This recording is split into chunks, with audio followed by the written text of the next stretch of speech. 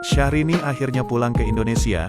Istri Reino Barak lepas rindu dengan sang ibunda, yang selalu aku muliakan. Penyanyi Syahrini saat ini berada di Indonesia untuk melepas kerinduan bersama keluarga. Momen kebersamaan Syahrini diunggah dalam Instagram pribadi miliknya. Istri Reino Barak itu membagikan foto-foto bersama sang bunda. Dalam keterangannya, Syahrini mengaku senang bisa melepas rindu bareng sang ibu. Tidak hanya itu, ia juga terlihat melepas kerinduan bersama sang adik, Syahrini yang tengah hamil.